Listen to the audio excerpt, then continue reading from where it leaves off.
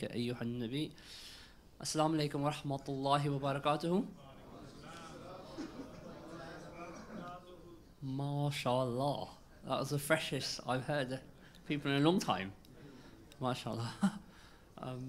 Maybe we should have done the dice for slightly longer, I think. How's everyone? MashaAllah, MashaAllah. Okay, so inshallah, as you might be able to see from the slides or not, no, you can't, they're not up there.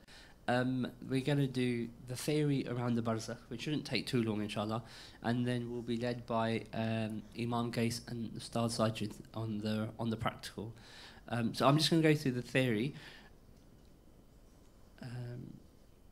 So before I go into it, can someone just explain to me, this is all should now be ABC for everyone, but what is the Barzakh? The graveyard. MashaAllah, Brother Zafar has been paying attention throughout the time that he's been here. I'm really proud to say he's also been at previous itikafs as well. But Jazakallah, Anka Ramadan. Yeah, it's effectively the life in the grave. Yeah, the intermediary. Well, that's effectively what the Barzakh means. It's the intermediate session between this life and the hereafter. Does that make sense? And the Barzakh is split into, some say 2, some say 3. What is that split? Effectively, you have 3 stations in the Barzakh, broadly. Brother Sikandar? Yes. Yep. And is there a third, potentially? Indeed. So, Brother Sikandar, so just I say this, repeat the answer just for the benefit of the mic. I asked the question, which is, how is a Barzakh split? And he said it's split between hell and heaven. I think that's a lazy answer, but I'll come back to that in a second. And then Brother Tanim then said there's something in between, which I think is an even more lazy answer. Can someone be a bit more specific for me, please? When is hell and heaven, Sikandar? Is it in the intermediary world, or does it come at another time? So what do you mean when you say hell and heaven?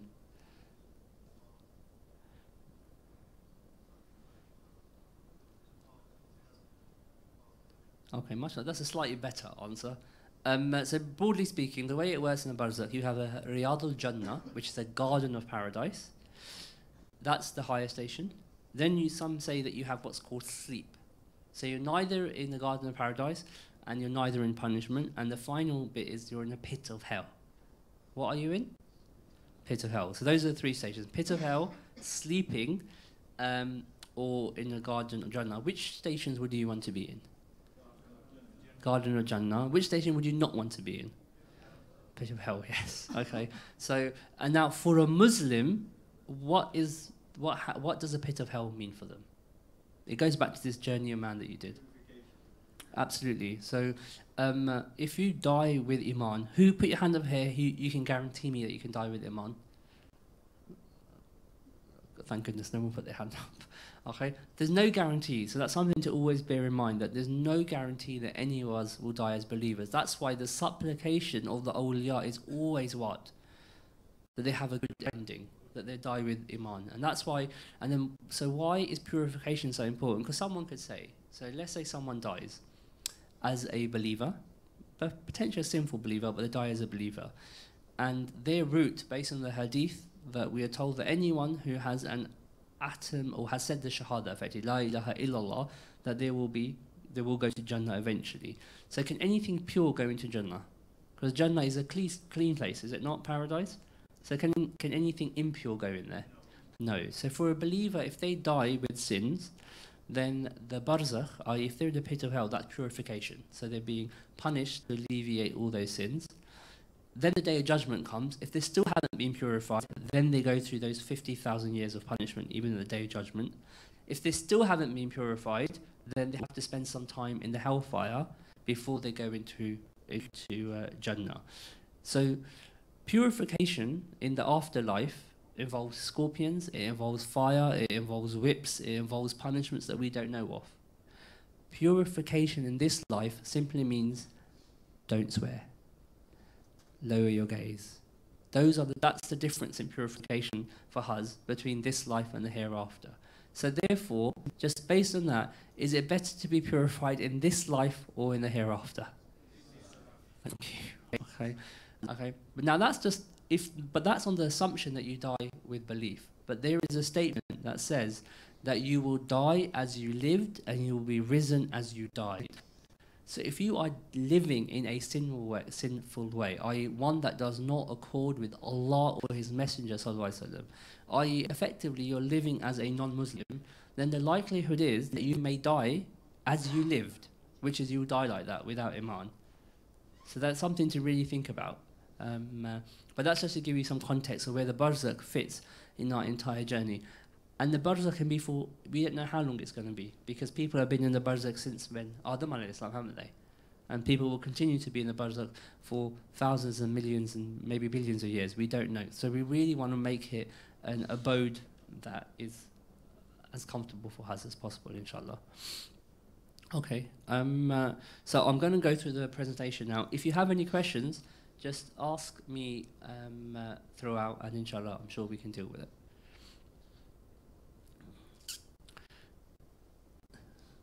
So this is all going to be very similar. So this is what we talk about, the initial transfer stage. So you do when you do the Barzakh Amal, you do the protection Amals. When I say the 3 Murakabahs, what are those? When Talim says the 3 states, what are those? Humbleness, tawadu, yes. Gratefulness, shukr, yes. And reliance, tawakkul, absolutely. Those 3 things, they're really, really important. That you always go into that, and then you do your starting amals, which is the Bismillah, Astaghfar, Durood, and the Lataif cleansing, and then transfer. And that you'll go through that. We've done it enough times now. Now, what happens is when you transfer, you go with the teachers. You go to the teacher, and then you go to the mazar of Sayyidina Abdul Aziz Dabar rahimahullah. Who do you go to? Yeah. Yes, to the mazar first. Yeah. Now the reason these slides were created when the brothers were in Fez, so they were also created specifically for when you're visiting Shaykh Abdul Aziz Dabar rahimahullah. But it's also good adab to go to them to take permission. Yeah. The imagery there is just to explain how one should sit. Now, I'm just going to focus for a moment on, because the rest of it is going to be relatively straightforward, and we can talk you through. Now, with the teacher spirit, yes, brother? G. So just coming to the teacher point. It comes up often when we're having this, and sometimes the guidance that brothers get is that you should follow the teacher, and there's a lot of emphasis put on that. And it can be easy to kind of think, well, why does the emphasis keep coming back on that? So the answer is very simple if we just give it some thought. We are here to serve, we are the slave of who? Allah subhanahu wa ta'ala. Anything other than Allah is nothing, effectively, it's batil, yeah? So Allah is our supreme, absolute, unequivocal goal, correct? Yes? So we want to get to Allah. So that Allah sent who to help us, guide us there? The Prophet ﷺ. Okay, good. Whether you are a pauper, or a poor person, or whether you are a millionaire, the Prophet ﷺ was your key to what? To Allah. Because every single thing in this creation comes from Allah. He is everything. Ultimately, the goal, all that, everything that exists is for Allah. Now, the Prophet ﷺ has taken leave from this life, taken barda from this life. And the Prophet ﷺ has left behind scholars, or the waris of the Prophet ﷺ are people that guide you to Allah. Correct? When the Prophet ﷺ was alive, during his physical existence, the likes of Abu Bakr radiallahu anhu and so forth, who were they calling people to? Ultimately to Allah, but via who? Absolutely. You had to. So when the Prophet ﷺ said he did the Isra and Miraj, and then the mushrikeen, when they heard this, when the Prophet ﷺ started propagating that he'd done the Isra and Miraj, they were happy. They were so happy. They're like, that's it, we've got him now. You know, this guy, you know, now we can say to everyone, look, he's saying that he's been to Isra and Miraj, you know. So the first person they come across is Abu Bakr radiallahu anhu. And they go, Ya Abu, do you know what your friend is saying now? He's saying that he's been all the way to Jerusalem and he's ascended the 7 heavens. Do you know what Abu Bakr radiallahu anhu said? He goes, yeah, and so what? I believe he gets revelation from Allah subhanahu wa ta'ala. Going to Jerusalem and back and ascending the heavens is nothing for him. That was his response. Now, The point that I'm making, though, is that, look, the Prophet ﷺ was the key to Allah, and so therefore, during that time, he was unequivocally the key. There wasn't a concept that you could believe in Allah but not believe in ﷺ. Or there wasn't a concept that you believe in Allah, you believe the Prophet is a prophet, but you don't use him as a guide. That just did not happen. You don't hear about it. It was impossible to be in the life of the Prophet ﷺ. You could not be a Sahabi if you did not believe in the Prophet ﷺ as the key to Allah. Period. Everyone agreed? Anyone disagree? Now the Prophet ﷺ has taken leave and has left behind for us examples to take us to who? To Allah. So we have someone, so the emphasis, so think about this, if you are a millionaire, whether you're from Denmark or from the UK, every single thing that unites everything in humanity is the fact that Allah created us. Everything points back to Allah. That's where we need to go. So whether I want a career or whatever it is, I have to get back to Allah. So therefore, if there is someone on the face of this earth, on the face of the earth that is telling me how to get to Allah, who has mapped out a map for me, in that if Allah is telling me, because remember, when Allah is saying lower your gaze, those are all things to get you to who? To get you to Allah, are they not? So if someone has mapped that out for you in a beautiful way, step 1, do this, that will get you this closer to Allah. Step 2, step 3, are they therefore not the most important person in your life? How can they not be? If the most important, the most supreme thing is Allah, and then if we are now living in a time in the absence of the Prophet, i.e. physically is not here, anyone, any single person on this planet that can take us to Allah is the most important person, is the most important thing in our lives. And if we can't grasp that, or if we take it lightly, so that's why when the brother from Canada, Brother Ashfaq, I believe, was saying that the Prophet ﷺ, when he had his beautiful ziyarah, he's saying, follow my Ahmed. It's not, if you think about it, just let's use some logic. What else is the alternative? Who else do you follow? Do you follow yourself? How many of us knew how to get to Allah before we came here? Like properly, systematically knew the route to get to Allah. How many people will go through their entire life, will have an issue with just something very simple? They have an issue with their eyes.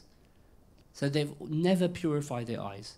They got married and they still have an issue. They've become a grandfather and they still have an issue. They die and they still have an issue. And there's been no tawbah, it's just been the beard's covered there, something's covered there, but the issue is still there.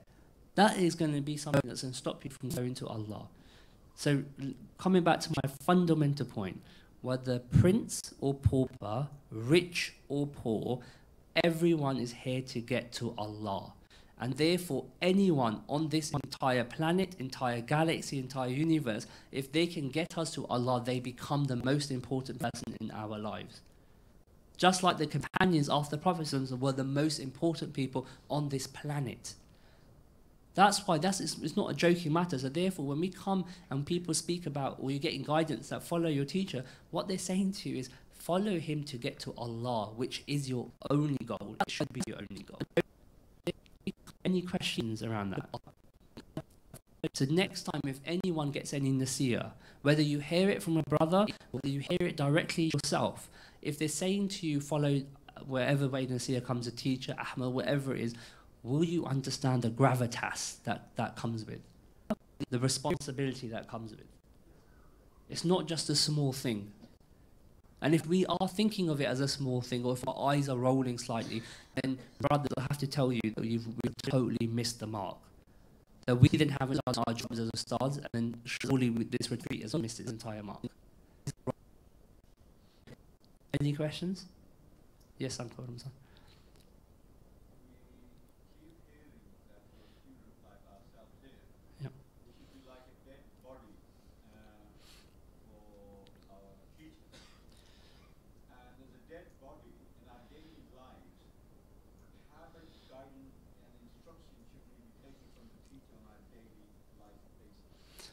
That's a very good question. So it would depend on, the detail would depend on the student, i.e. how much.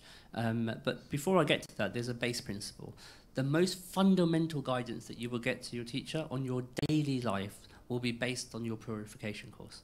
because that will tell you on a daily basis how to interact with people, how to interact with your family, with your wife, with your children, with your colleagues, with what you're doing and how you're making. That is interaction with the teacher, that course that you do. Thereafter, anything additional that you may want to take specific guidance on, then bismillah, that's up to the seeker how they choose to do that. Yeah. But the fundamental guidance has to be what I'm saying. So sometimes people miss the bigger picture. They're not following the guidance that the teacher. So imagine a teacher said, "I know that 50,000 people are going to have the same question, and therefore let me write this out for them in a manual that they can do." If they're doing all of that and the answer is not in that book, yeah, by all means, absolutely ask the teacher. That's your whole point. They're supposed to guide you. But the likelihood is most of what you're asking will be in that book. It will tell you how to deal with your colleagues. It will tell you how to deal with the rest of creation. It will even tell you how to deal with the Prophet ﷺ and also how to deal with the rights of Allah. And that's all from the teacher. Brother Jabir?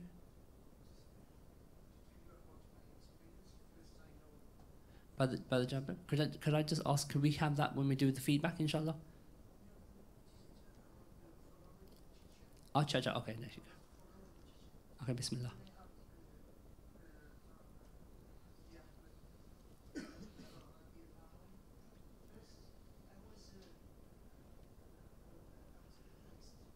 Ji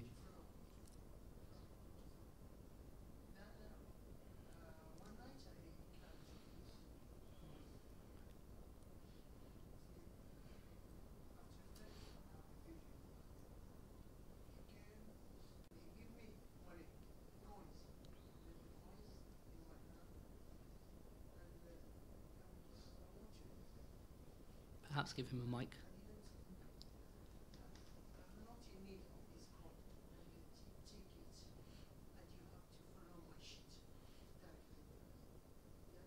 Yeah. You have to follow my sheet, Jafar. Did you get the gist of it? Okay. Yeah. Okay. You understand? Yes, I do. Thank you. Yeah. Alhamdulillah. Repeat that. Okay, that's fine.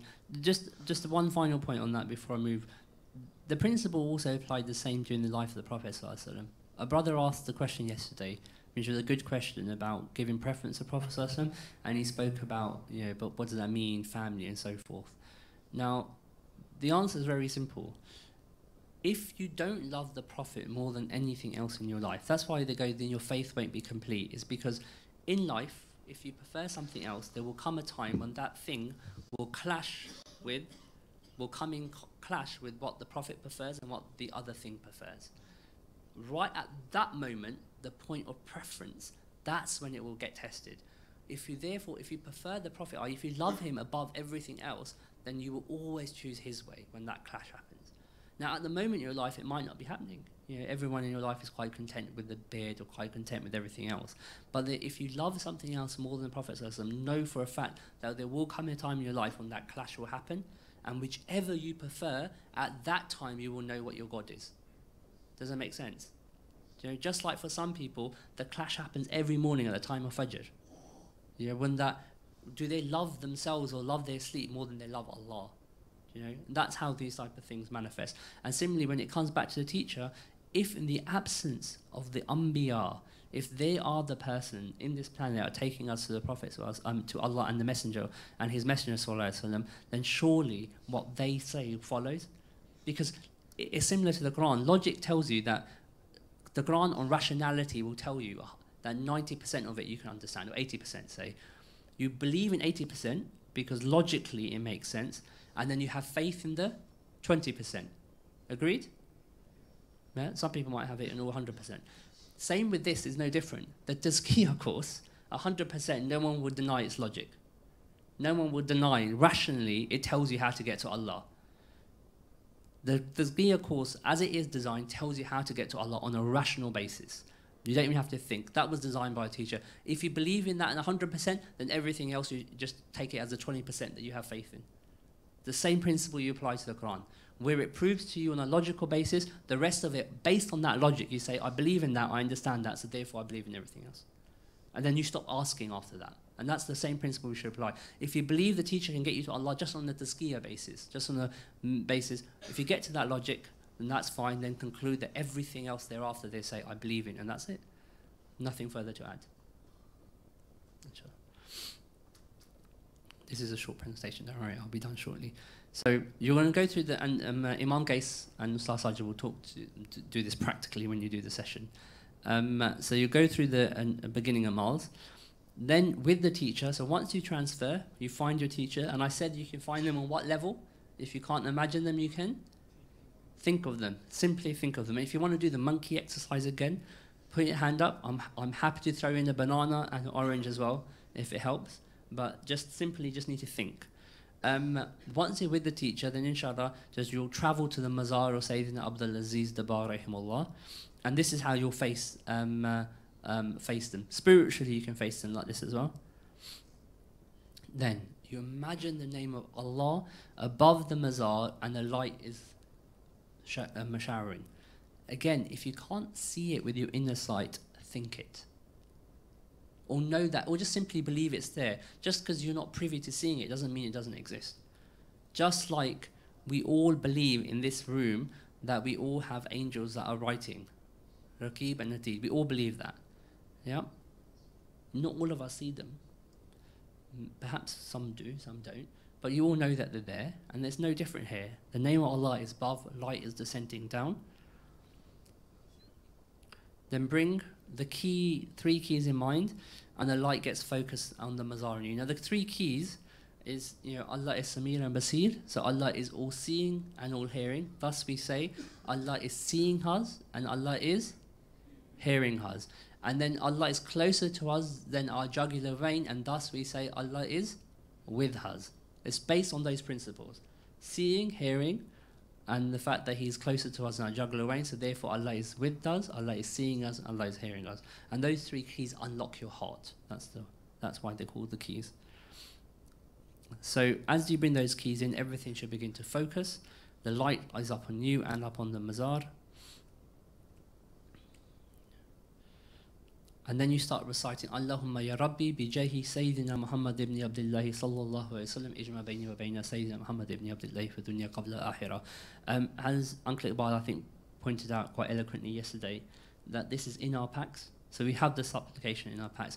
And now there's obviously stories behind the supplication. This is the supplication that was given to Shaykh Abdul Aziz Dabar rahimahullah before he had his opening. So if you don't know that, then just recite any other durood. And that's the supplication there. Now, as you start reciting durood, you should begin to see a connection between you and the Mazar. And it's just effectively like a light or a rope just expanding between you and the Mazar. And then the light or the personality in the Barzakh will begin to appear to you. At this point, you give them salams.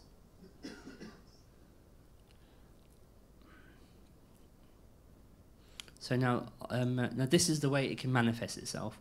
Visual and no audio. You might see something with your inner eye, but not hear anything. Others might hear something, but not see anything. And some can have both, and it will get clearer with practice and purification. Now, I'm just going to come back to some of these nuances. So it goes, sometimes as light increases, your spiritual body teacher can enter the Mazar. So let's go back a bit for a second.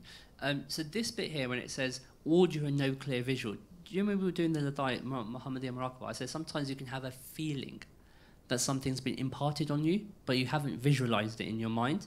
Because if any of you are thinking that you're going to hear someone whisper in your ear aloud, then you might be slightly, that might happen at some point, but that's not necessarily how it works spiritually.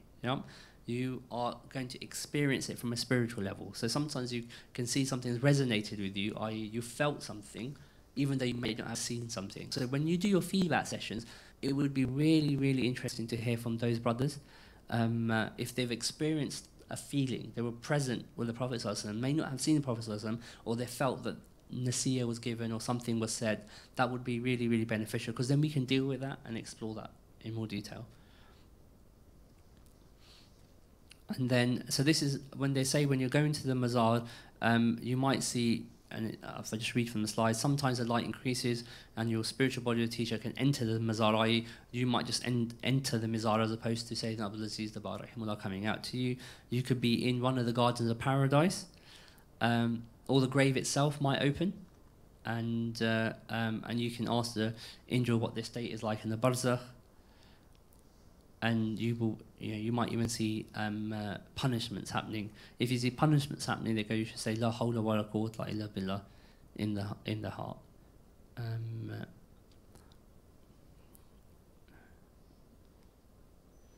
So this is which is probably going to be relevant for most of us because we're a sunnah itikaf, so we won't be travelling to the graveyard. If not physically present, one can travel spiritually, like in the Miraj, to the Mazar of the personality and do the bath. I'm going to do an overview properly in a second, just bear with me. I just want to make sure I cover the slides.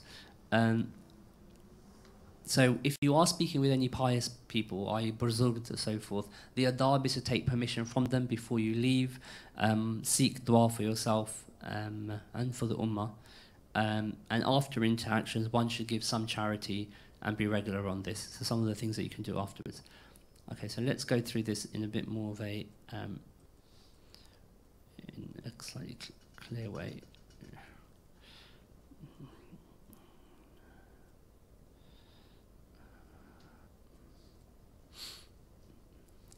Okay, so everyone, let's do this step by step. You'll go through the normal lataif process, which is going to do your protection namaz, the cleansing of lataifs, and you're transferring. Once you transferred, or you've gone to your spiritual body, you will find who? Your teacher, and then from your teacher, you will travel to who? Sayyidina Abdul Aziz Dabar rahimullah, and there you will imagine the light descending and you will be forming a connection with their personality and taking permission from them to go visit the grave that you need to go visit. Doesn't that make sense? Yeah. So now so let's just pick a grave that, say someone wants to go visit their parents, for example. So that's the ultimate grave that you want to get to, the ultimate part in the barzakh. So what you do is you go through your normal amals, you transfer, you find the spirit, or you find your teacher, and then from there you go to Sayyidina Abdul Aziz Dabar rahimullah. You take permission from them. So imagine the light of Allah descending, enshrining everyone that's there, forming a bond with them, with their blessed personality, and then take permission to go to so-and-so barzakh or whatever grave that you're looking to do. And then when you're there, continue to remember the three keys, recite the supplications, and more importantly, that when it's your connection with that particular grave. You just focus more on the light, and inshallah you should begin to see it open. And I think the brothers will go through in a bit more practical detail. Any questions? Tiago?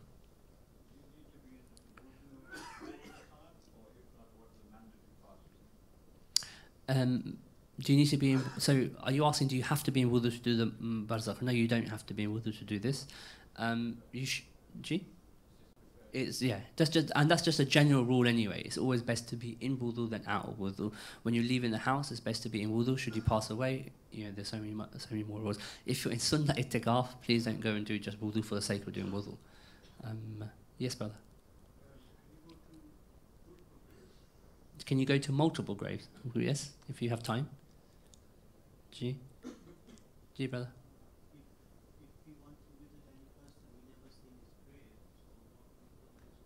So that comes up in the final slide. So for example, people visit Sayyidina Abdul Qadir Jalani, for example. So you can direct your spirit to go to that person even if you haven't been there before. But what I think the brothers are proposing to do, and I'm looking at Imam Qais as I say this, is that they're proposing to have maybe a picture of a particular grave. It's just going to be the same number. Okay.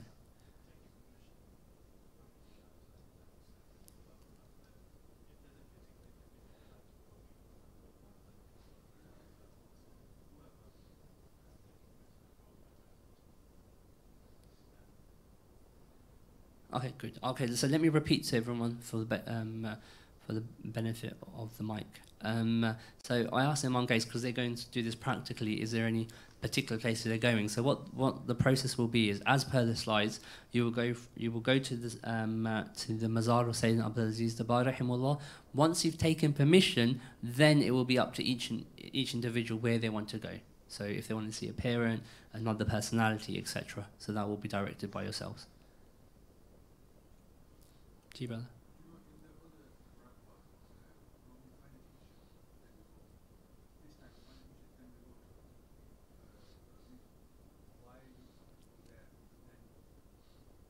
That's a good question. Any other questions? I'll come back to you. So the answer was at the beginning, which is out of so firstly, this is designed specifically to go to them, but also out of adab. They are the teacher of our teacher, that showed us the path of this. So you go and you take permission from them before you move on to someone else. All the while, by the way, throughout this entire process, is your teacher with you?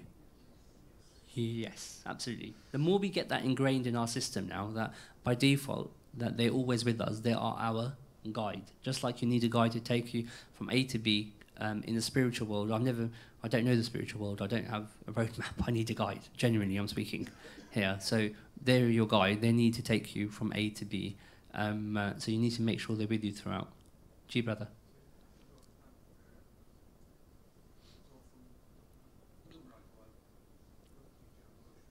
Gee. Yes. In terms of the mirage, you mean?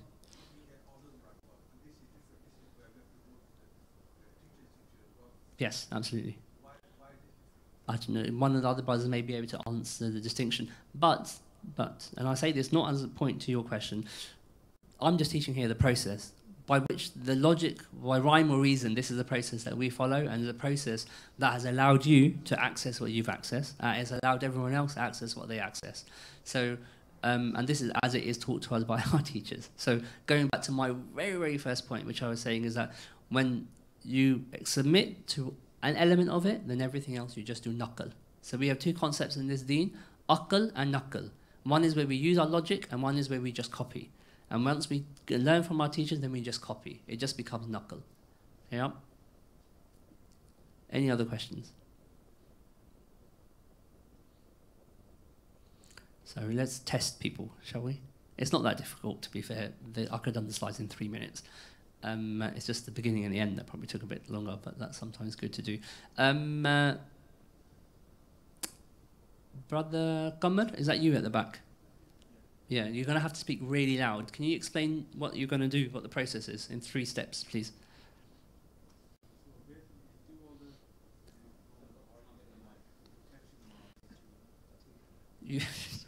It's up to you. Next time I'll give you a 5-minute head start to get there, I think.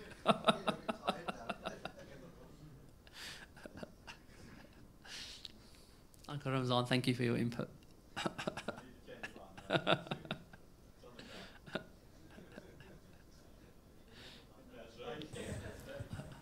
So you'll start off with the protection amals and do all the lataifs and do the transfer. Then you find your teacher. Then with your teacher you go to the Mazar of Shaykh Abdul Aziz Dabagh Rahmatullah alayh. And then when you sit in there, you'll imagine the name of Allah subhanahu wa ta'ala and the noors coming from the name of Allah subhanahu wa ta'ala, and you'll give salams, and then you'll seek permission and go to the grave that you want to go. Absolutely. And just remember the 3 keys as well, okay? Yeah. Good. MashaAllah, that was a really good explanation. Did everyone hear that? Okay, cool, MashaAllah. Brother Qamar, I'm very impressed. I think you came in late as well, so I think my job is done. Any final questions before I pass over to my respected and senior stars? Gee, brother.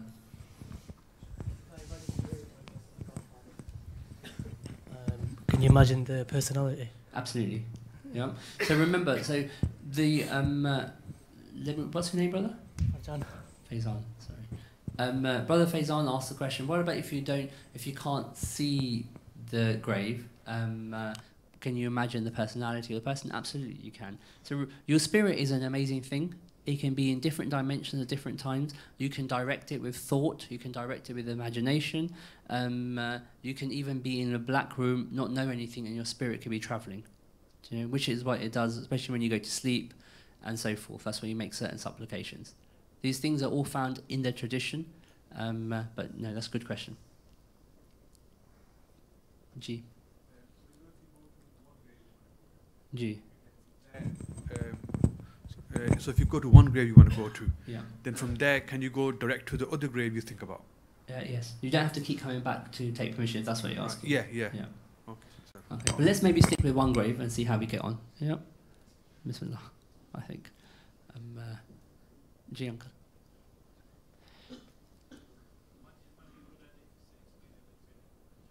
My Punjabi is not good, thank you. Ji, walaikum salam wa rahmatullah. Okay, then, brother Imam Qais, would you like to come up and... Oh no, actually that's a very good idea. Oh brother, pass it to Uncle Ramzan. It's a good way for me to test that he's understood. That's right.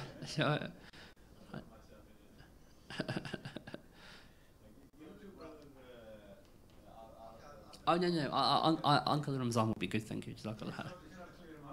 Oh, that's fine. I'll make it clear. This will be good. So let's do this together. We'll do it together. Okay.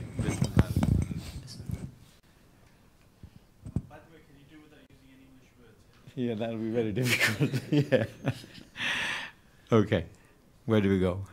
Well, first we'll start with Urdu, and then we'll go from there, inshallah. ٹھیک ہے تو یہ انشاءاللہ کوشش ہم کریں گے کہ قبر کے اوپر جا کر تو ہماری کوشش ہے کہ انشاءاللہ قبر کے اندر ہم کچھ دیکھ سکیں کہ ادھر عذاب ہو رہا ہے یا کچھ انعام بندے کو مل رہے ہیں جو قبر میں ہیں، تو وہ کوشش ہے سمجھنے کی. تو انشاءاللہ ہم اپنے استاد کو پوچھتے ہیں کہ پہلا پروسیس کیا ہے. پہلے ہم سو فرسٹ وی جی پہلے جو لطائف سے پہلے جو اعمال تھے جو ہم کر رہے تھے وہ کرنے ہیں لطائف سے پہلے، اور اگر وضو میں ہیں تو وہ بہتر ہے. پھر لطائف سے پہلے جو اعمال ہیں وہ کریں، پھر لطائف کی کلینزنگ صفائی کریں. وہ کافی ہمیں تجربہ الحمدللہ آپ عام ساتھیوں کو پتہ ہے.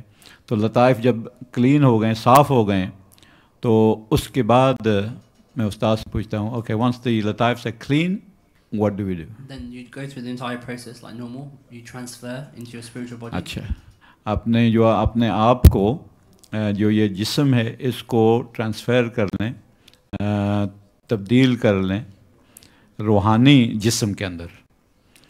ابھی آپ روحانی جسم کے اندر آ گئے ہیں تو اس کے بعد پہلا کام یہ کرنا ہوگا کہ جو ہمارے استاذ ہیں حضرت احمد دباغ، ان کو اپنے ذہن میں لے آئیں اور ان کے ساتھ اٹیچمنٹ کر لیں، ان کے ساتھ کھڑے ہو جائیں، بیٹھ جائیں، ہاتھ پکڑ لیں، کچھ نہ کچھ اٹیچمنٹ اپنے استاذ کے ساتھ. یہ بہت ضروری ہے کہ حضرت احمد دباغ جو ہمارا استاذ ہے، ٹیچر ہے، تو اس کے ساتھ ہم نے یہ چلنا ہے، اس بغیر ہم نہیں چل سکیں گے. یہ ایک بہت بڑی بات ہے، پوائنٹ ہے. If you just make it's sufficient for them just سوچ. جی یہ استاد کے ساتھ اپنی سوچ کے اندر بس لے آئیں کہ استاد آپ کے ساتھ ہے حضرت احمد دباغ. جی صرف حضرت صاحب نے سوچ وہ بھی کافی ہے. یہ نہیں تو انہیں بالکل ان کی چہرہ نظر آنا، ایوری تھنگ جسٹ سوچ از سفیشینٹ. جی ٹھیک. جی اچھا جی okay. Where do you go from now? We are with the teacher. You tell me. اس کے بعد جو ہمارے استاذ کا استاذ ہے حضرت عبدالعزیز دباغ رحمۃ اللہ علیہ، ان کا مزار موروکو میں ہم نے سوچ ادھر لے جانی ہے. جی اچھا ادھر ہم سوچ لے گئے تو پھر اس کے بعد the name of Allah will be above the مزار. جی اللہ سبحانہ و تعالیٰ کا نام مزار کے اوپر ہوگا سفید رنگ میں. جی اور وہ آپ تصور کریں گے کہ وہ روشنائی اللہ کی نام کی آ رہی ہے مزار کے اوپر، آپ کے اوپر. جی okay. And then you'll have the three. تین. Yeah. جی اللہ پاک کا نام مزار اور آپ کے اوپر آ رہا ہے، اور پھر آپ نے اپنے ذہن میں تین سوچیں لے آنی ہیں اللہ پاک کی حضوری حاصل کرنے کے لیے کہ اللہ پاک آپ کو دیکھ رہا ہے، اللہ پاک آپ کو سن رہا ہے، اور اللہ پاک آپ کے ساتھ ہے. تو یہ تین چیزیں آپ لائیں گے تو انشاءاللہ آپ کا دل اللہ سبحانہ و تعالیٰ کے سامنے کھل جائے گا انشاءاللہ. Yeah, and at that point, when you're doing the three keys, the light will then focus between the mazar and you as an individual. Yeah. Yeah. اچھا یہ جب آپ کر لیں گے، تصور کر لیں گے یہ تین چابیاں جو ہیں اللہ پاک کی حضوری حاصل کرنے کے لیے کہ اللہ پاک مجھے دیکھ رہا ہے، سن رہا ہے، میرے ساتھ ہے. اس کے بعد مزار یا قبر کے سامنے جس کے سامنے آپ ہیں تو ادھر آپ دیکھیں گے کہ بڑا ادھر آپ کے درمیان اور قبر کے درمیان بڑا نور اٹھ رہا ہے، سفید نور اٹھ رہا ہے. And you're reciting Durood all the way. اور پھر آپ درود شریف خوب پڑھیں گے. کوئی بھی درود شریف آپ پڑھ سکتے ہیں. ایک جو خاص درود شریف بتایا گیا تھا وہ آپ کو یاد ہے, ٹھیک ہے, نہیں تو کوئی بھی درود شریف آپ پڑھتے رہیں. جی. And at that point they should see the blessed personality of Sayyidina Abdul Aziz Dabakh coming from the mazar. جی. تو یہ جب سفید روشنائی آپ کو نظر آئے گی, درود شریف آپ پڑھتے رہیں گے, تو جو عبدالعزیز دباغ رحمۃ اللہ علیہ ان کی مبارک پرسنالٹی جسم جو ہے نا تو کچھ شروع ہو جائے گا نظر آنا. جی. And then you give salams. اور پھر آپ سلام پیش کریں. And then you take permission. اور ان سے اجازت لیں. To go to whichever grave everyone wants to go to. اچھا, ان سے اجازت کس چیز کی لے رہے ہیں کہ جدھر آپ ابھی جانا چاہتے ہیں, آپ کے کوئی رشتہ دار فوت ہو گئے ہیں یا جس کی قبر مبارک تک آپ جانا چاہتے ہیں, تو وہ آپ اجازت لے رہے ہیں عبدالعزیز دباغ رحمۃ اللہ علیہ سے کہ مجھے اجازت چاہیے کہ میں ادھر جاؤں, اور پھر اپنی سوچ ادھر لے جائیں جس قبر پر آپ جانا چاہتے ہیں. اچھا, okay, now the thought has gone to the grave we would like to visit. What's after that? Now, who's with you? آپ کے ساتھ کون ہے؟ Yes. اچھا, یہ سوال ہے کہ ابھی آپ کے ساتھ کون ہے. تو آپ کے ساتھ سب سے پہلی چیز تو آپ کا جو استاد حضرت احمد دباغ, وہ آپ کے ذہن میں رکھیں, وہ ہے آپ کے ساتھ. Yes. It might be easier if we use the word Sheikh Ahmad Dabakh just because I don't want them to get mixed up with one of, I don't want them saying me, basically. So Yes. Sheikh Ahmad Dabakh. G G. Yeah. G G. Okay. تو آپ تصور کریں گے کہ آپ کے ساتھ teacher شیخ احمد دباغ آپ کے ساتھ ہے. Yeah, that's fine. And then that will direct them to the grave. Now, just a couple of things, if you could just say to them that they might see something, or they might feel something, or they might hear something. All of that is fine. That's when we reach the grave? Yes. That can happen at the Mazar of Sayyidina Abdulaziz Dabakh rahimahullah and when they reach the other grave. جی. تو مزار عبدالعزیز دباغ رحمۃ اللہ علیہ کے جب مزار پر ہیں, یا آپ جب جا رہے ہیں, یا آپ دوسری قبر پر پہنچ گئے ہیں, تو ادھر شاید آپ کو کچھ نظر آئے, یا شاید آپ کو کچھ آواز آئے, یا شاید آپ کو کچھ بھی نہ آئے شروع میں, اور شاید دل میں کچھ آپ کو محسوس ہو انشاءاللہ. اچھا جی. So now we're at the end destination grave. Yes. What are we doing there? And then we'll wait to hear from the feedback what they experience. اچھا, تو آپ آخری قبر پر پہنچ گئے ہیں, جس قبر کا حوالہ آپ جاننا چاہتے ہیں, تو ادھر آپ اپنے استاذ کے ساتھ ہیں احمد دباغ صاحب, اور درود شریف آپ خوب پڑھ رہے ہیں, اور ادھر روشنائی قبر سے نکلے گی, اور اس روشنائی کے اندر ہی آپ کو کچھ نہ کچھ انشاءاللہ جو قبر کے حوالہ ہے, قبر کے اندر جو کچھ ہو رہا ہے, تو وہ آپ کو شروع انشاءاللہ ہو جائے گا. آپ کو کچھ نہ کچھ ادھر اندر سے کچھ خبر, کچھ نظر انشاءاللہ, یا آپ سنیں گے یا دیکھیں گے, یا کچھ نہ کچھ انشاءاللہ آپ کو یہ شروع ہو جائے گا.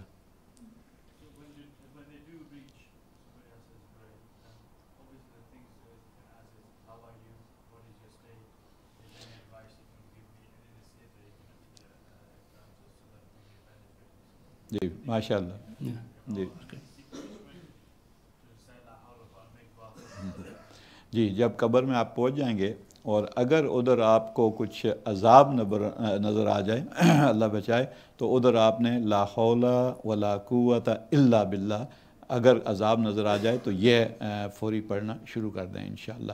اور اگر اچھی چیزیں آپ کو انشاءاللہ نظر آئیں, تو آپ جو قبر کے اندر بندہ ہے اس سے آپ حال احوال پوچھ سکتے ہیں, اور ان سے کچھ نصیحت بھی لے سکتے ہیں. MashaAllah. Okay, Jazakallah. Thank you very much. MashaAllah, very good. Okay, any final questions, English or Urdu? Yes, brother.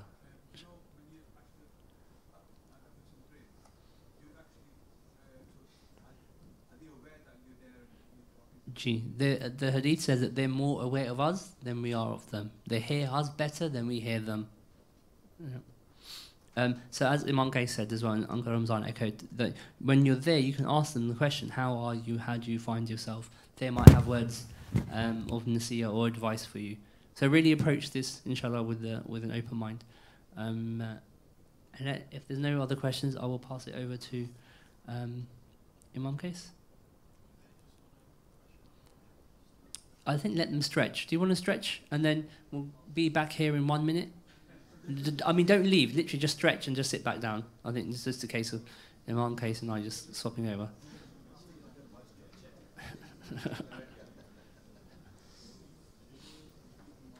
Have you got the clarity? That's a good question. You've got the clarity now, Uncle Ramzan. You got the clarity now? Sorry?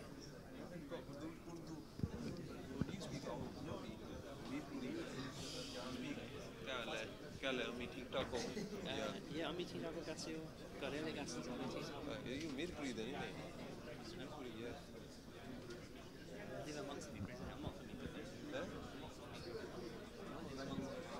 That's what silence says. Same thing.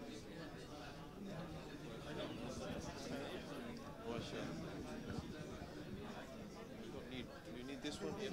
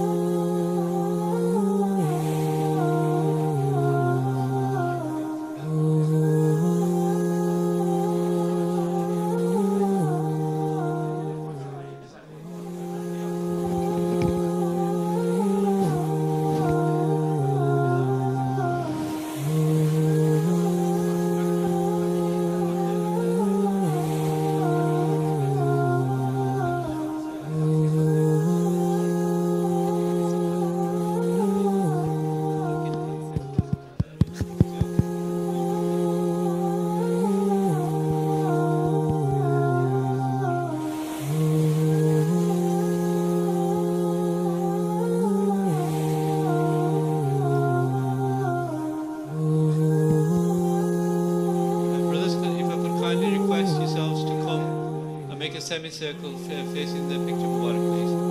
Brothers, please. Brothers, can I have your attention? Yeah, they might all Uncle was saying, say sisters, they might listen then. So please, if I could kindly request yourselves, like you did before, stay in the semicircle, but keep yourself spaced out so you don't become uncomfortable or the person next to you doesn't get disturbed.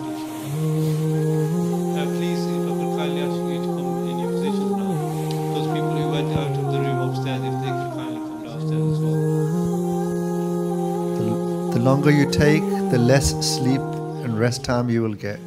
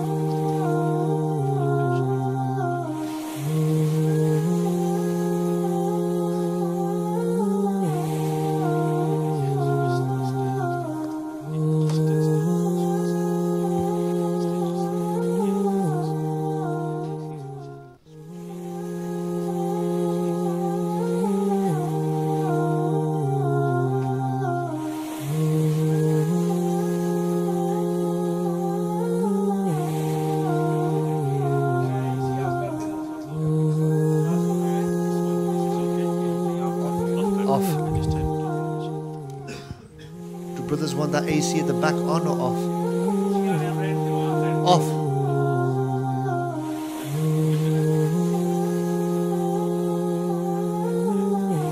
One is that we want to make sure that you're all comfortable. That's the most important thing. That if you're not comfortable, then it'll be difficult and you'll be agitated. So you might be feeling a little bit warm now, or a little bit cold. Maybe in a few moments you'll be feeling hot, and they think, "Oh, I wish I had the AC on." That's gonna, if you, in these matters of muraqabah and everything, is that the mind is very subtle. It's very subtle way that little agitation and disturbance is going to have adverse effects. So make sure that your mind is actually satisfied that you are actually comfortable. You're actually able to actually do this. So what we're going to, because you've been doing the Lataif's exercise already, we're not going to spend so long on doing them. So we're going to be maybe 30 seconds or maybe a minute or so on each Lataif. So we're going to try and do it quickly so that then we can perform and get to the amals quickly as well, okay? So again, to close your eyes, divert, empty your mind, empty your heart, empty everything. Divert your mind towards Allah subhanahu wa ta'ala. Divert your mind towards Allah subhanahu wa ta'ala in His presence. Make intention that I'm sat here for the sake of Allah subhanahu wa ta'ala, so that we may get rewarded in the akhirah. For His pleasure we're doing this.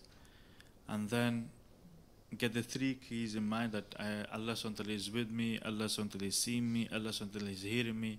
He knows exactly what is going through my heart and my inner being and my spirit, exactly what thoughts and what am I thinking. He knows everything. And then we're going to, as that settles in, we're going to recite the protection amals, which is 1 time Surah Fatiha, 1 time Ayatul Kursi, and 3 times the 3 Quls, Qul Huwallahu Ahad, Qul A'udhu Rabbil Falaq, and Qul A'udhu Rabbin Nas, 3 times in that order. So once you're ready, as the mindset is settled, start reciting the amals for protection. A'udhu Billahi Minash Shaitanir Rajim. Bismillahir Rahmanir Rahim. Alhamdulillah Rabbil Alamin. Ar-Rahmanir Rahim. Maliki Yawmiddin. Iyyaka na'budu wa iyyaka nasta'in.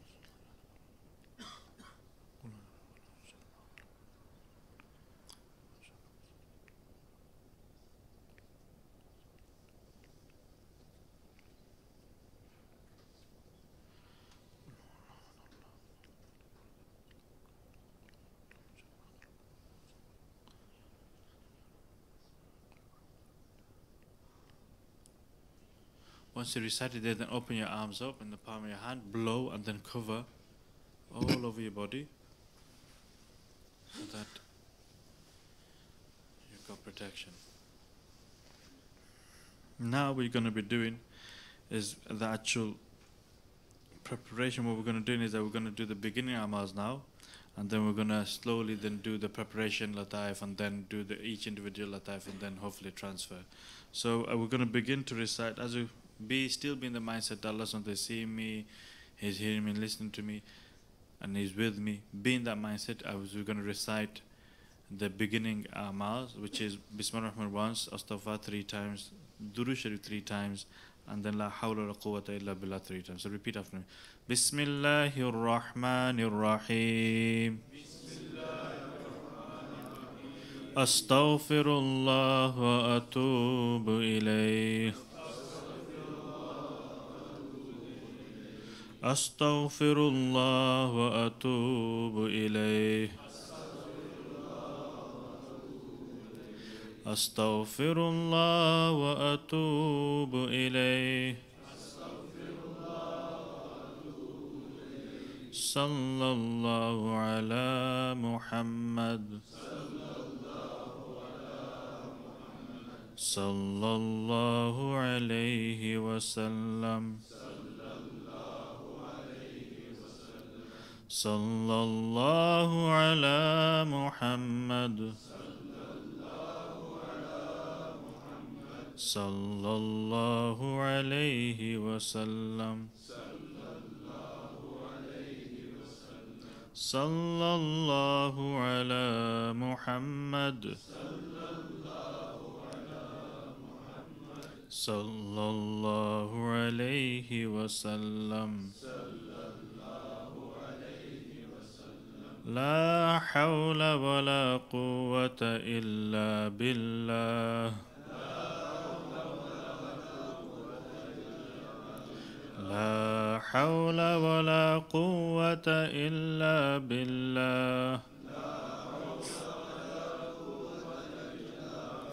لا حول ولا قوة إلا بالله.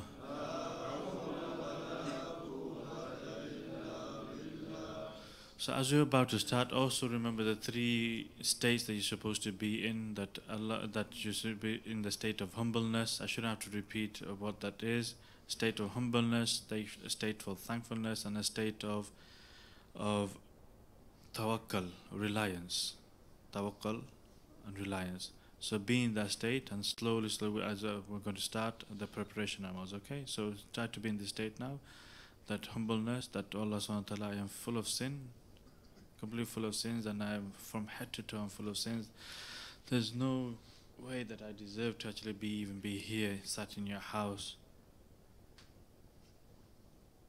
doing these amals and azkars. Be in the state of gratefulness that Ya Rabbal Alameen,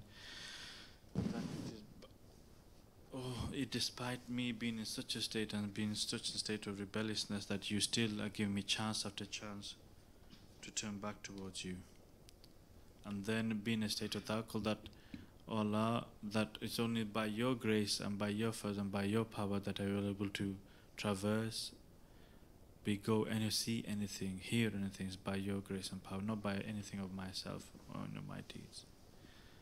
And then as you let that settle, hopefully we'll then start with the preparation amal. So as soon as this settles in slowly, we'll start the preparation amals. Bismillah ar-Rahman ar-Rahim. Now imagine that the name of Allah subhanahu wa ta'ala is bright white in the sky, beautiful name of Allah subhanahu wa ta'ala, and think that light is coming down from the beauty of Allah subhanahu wa ta'ala on your head, on the crown latifa, and then as you're breathing in, the light is entering through the head, it goes all the way inside you, fills up all your body, all the way in like a balloon, and then you're going to breathe out, and as you breathe out, all your stress, all your anxiety, all your problems, your sin, the darkness, everything is coming out. So you relieve yourself of all of that.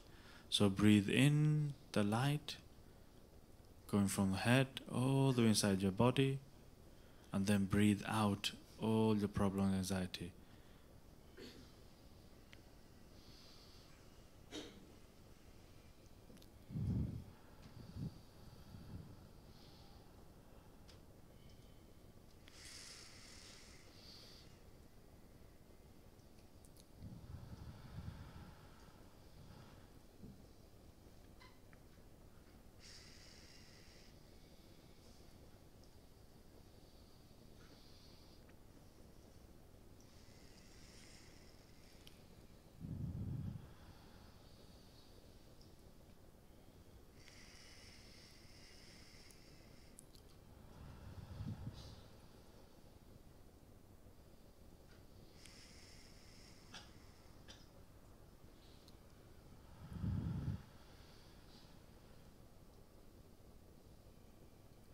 Now think that the name of Allah subhanahu wa ta'ala is red in color, beautiful red, and then as you're going to breathe in through your nose, the light is coming from the name of Allah subhanahu wa ta'ala, going through your nose all the way down to the red latifa, which is below the navel, and as you breathe out, imagine the light is exiting from the back, cleansing a latifa.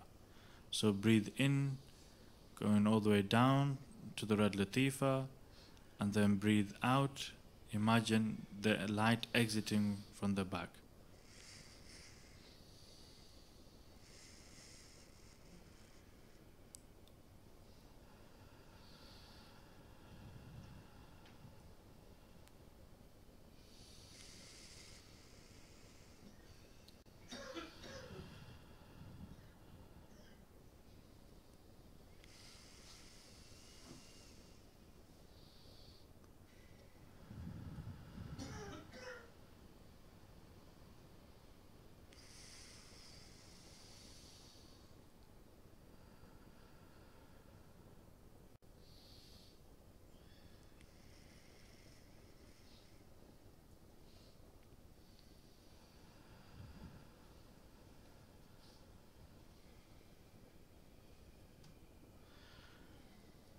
Now imagine that the name of Allah subhanahu wa ta'ala is orange in color, and then as you breathe in, the light descends, travels down all the way to your nose and all the way down to the orange latifa, which is at the navel.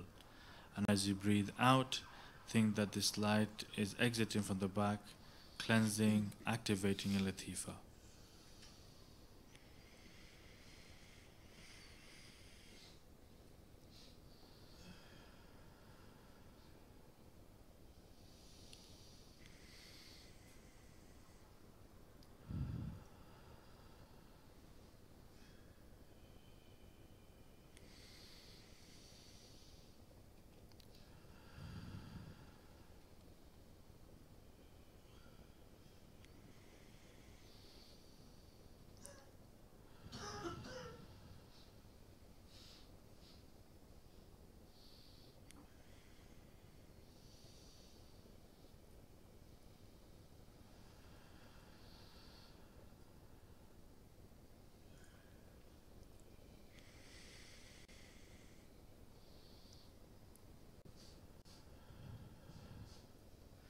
Now think that the name of Allah subhanahu wa ta'ala Azza wa Jal is yellow in color, beautiful yellow, and as you breathe in, light is coming down from the name of Allah subhanahu wa ta'ala, yellow light.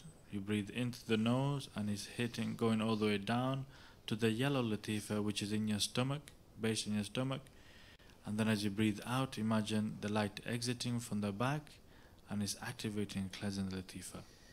So the name of Allah subhanahu wa ta'ala is yellow in color, light coming down, all the way down, breathe in, go to your nose and hits the yellow latifa which is in your stomach.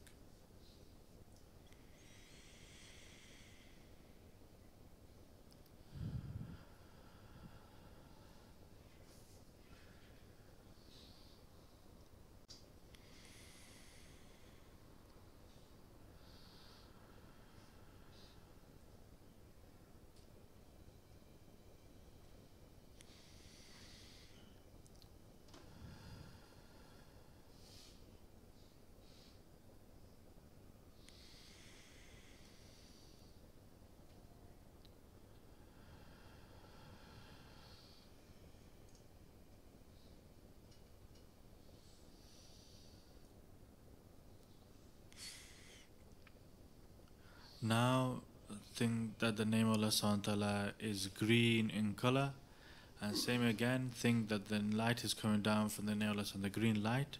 You breathe in and it goes all the way down to the green latifa which is based in your chest, and as you breathe out, the light is exiting from the back and it's activating your green latifa and cleansing it.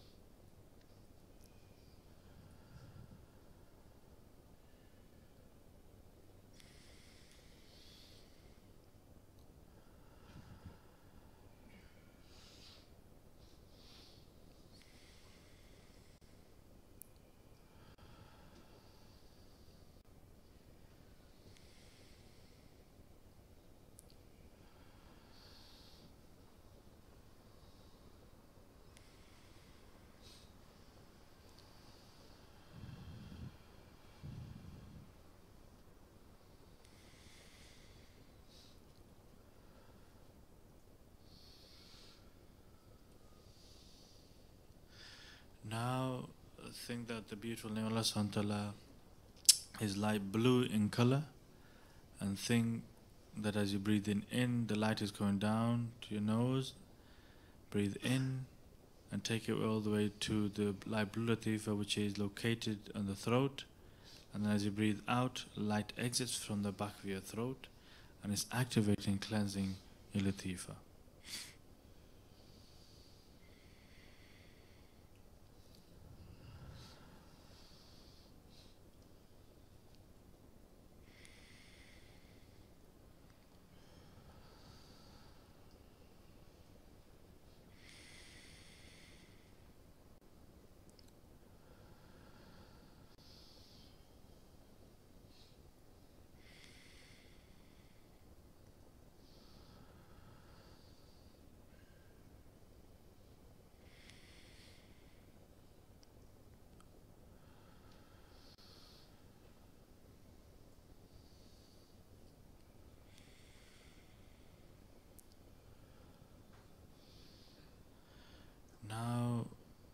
beauty name of Allah subhanahu wa ta'ala is dark blue indigo color. And imagine as you breathe in, the light goes straight to the dark blue latifa which is located in your forehead. And as you breathe out, you exit the latifa from the back of the head and activate at the same time, cleansing it. So think that the name of Allah subhanahu wa ta'ala is dark blue, indigo color, and do the same process.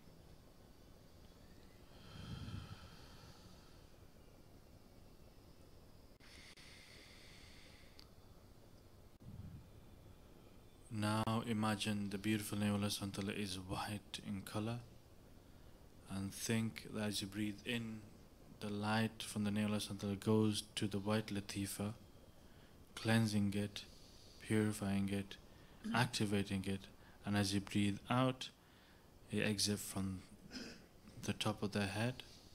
The latifa, the crown latifa is based on the top of the head, it exits from the top of the head, from the back. So name of Allah subhanahu wa ta'ala comes, light is going down, breathe in, light goes in to the crown latifa which is above the head, breathe out, light is coming out from the back.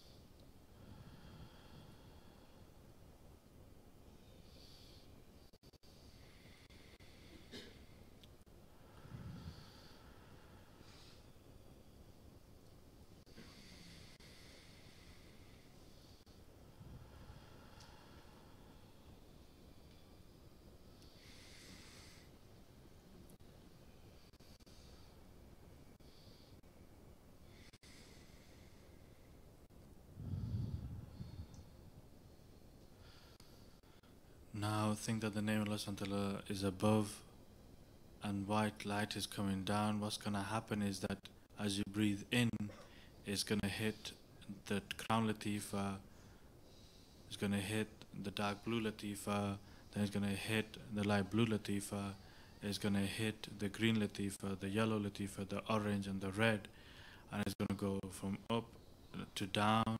Then as you breathe out, it's going to go up again. As it's doing so, it's going to start activating, it's like igniting and start activating and charging up the latifa. As you keep on breathing in, it goes down, and it's as if your body will start filling up with light, and eventually it starts to vibrate and they become like a rainbow color, flashing one by one, and your body will start to disappear.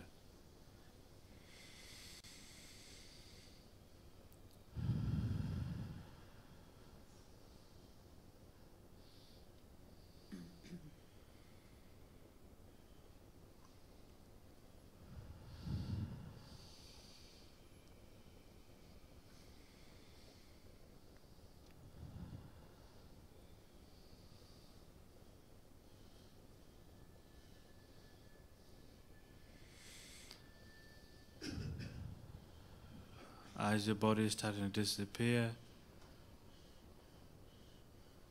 your latifas are going to slowly start to disappear as well.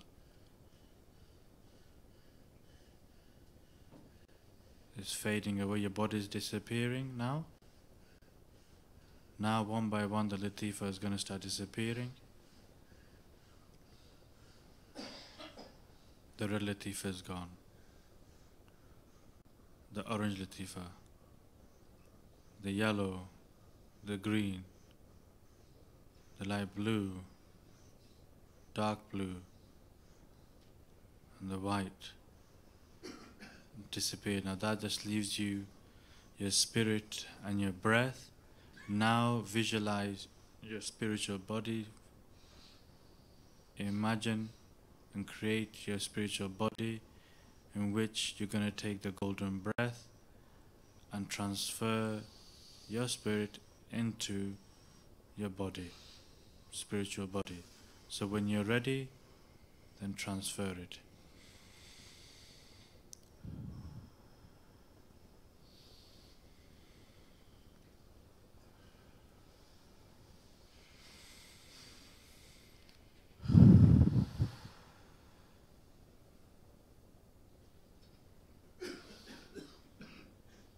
Now think of Shaykh Murakabah and find your teacher.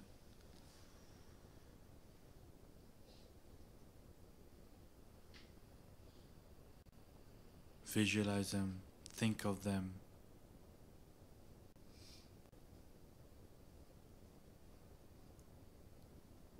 We're all slowly, some of us dispersed, we're slowly going towards our master Shaykh Murakabah. We've greeted him now, we're greeting them, saying salam to them. Some of you during this duration have grown as well from where you were before. You're more like a 5-year-old or a 6-year-old. And you're holding them by their hands, kissing their hands. Some of you yourselves are grabbing them by the feet, holding to their feet, and others are holding one another and holding on to Shaykh Murakabah. And as we are slowly now walking towards the blessed city of Fez and in the cemetery of Sayyidina Abdul Aziz At-Tabagh. We're slowly walking up. Some of you are actually holding and clinging on to the Chadar Mubarak of Shaykh Murakabah.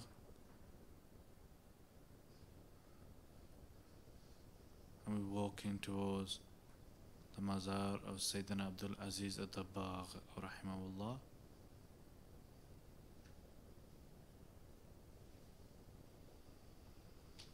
We go there now, we're in front. We're at the doorway of Mazar of Sayyidina Abdul rahimahullah. Now Shaykh Murakabah is there at the doorway. They're giving salam to Sayyidina Abdul rahimahullah and seeking permission to enter the Mazar. To which they are given permission. We all start entering and sit around the blessed grave of Sayyidina Abdul Aziz At-Tabagh rahimahullah. Now imagine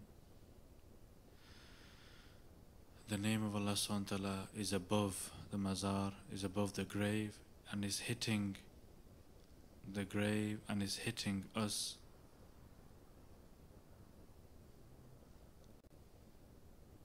Bringing the presence of Allah subhanahu wa ta'ala. Allah subhanahu wa ta'ala is with us. Allah subhanahu wa ta'ala is seeing us. Allah subhanahu wa ta'ala is listening to us, hearing us. And as you start to do this, start reciting any durood or recite Allahumma ya Rabbi jahi dua.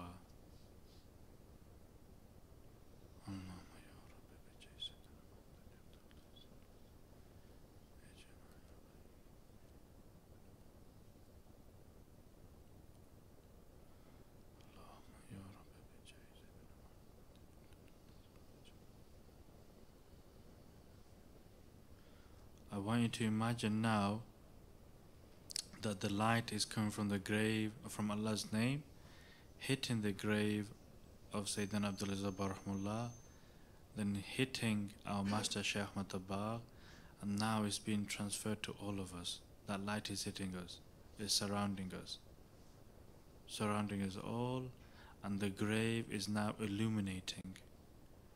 His blessed grave is illuminating more and more, and now slowly or surely we should be all able to see Sayyidina Abdul Aziz at-Tabbagh rahimahullah, and as we see them we give our salam.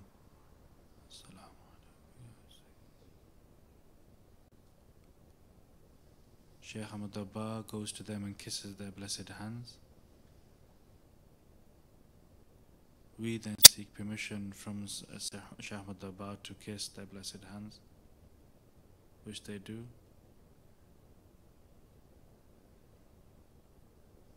They just given the salam back to us.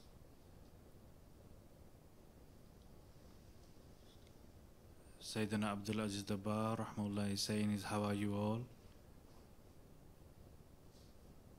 May Allah subhanahu wa ta'ala bless you. May Allah subhanahu wa ta'ala favor you. May Allah subhanahu wa ta'ala give you the greatest of openings. May Allah subhanahu wa ta'ala give you the greatest of success.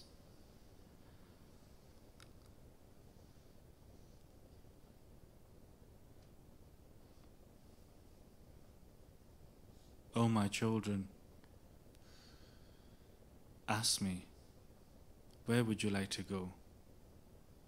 So now Sayyidina Abdul Jabbar has given us permission to ask where we would like to go. Ask me, and I surely will take you to wherever you want to go. Just ask.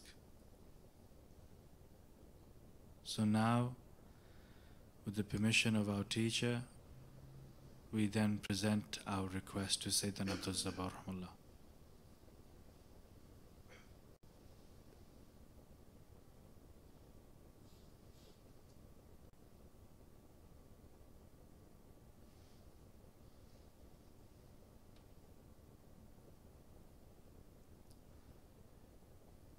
They have given us a date to take to whoever you go to.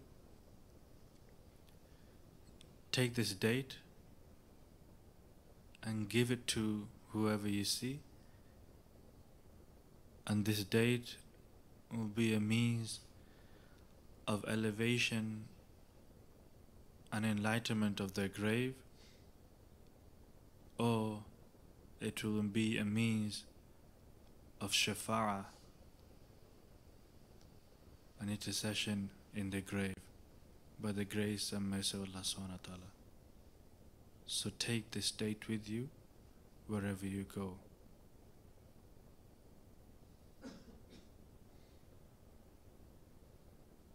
Go, my children, wherever you want to go.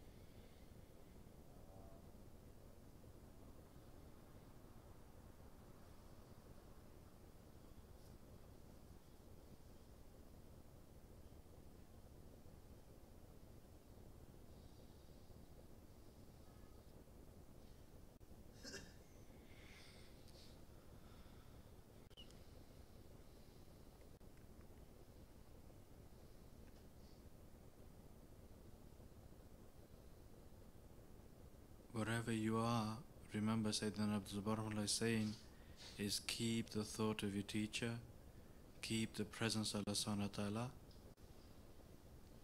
Think that your teacher is always with you, holding you, and if you need anything, just think of them.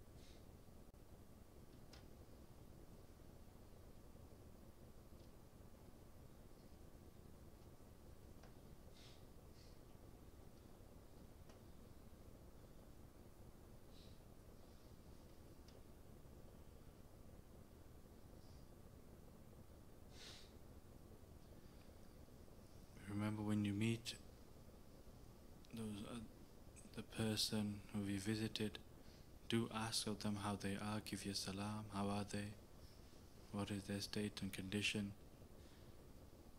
is there any nasihat they can give you, any advice.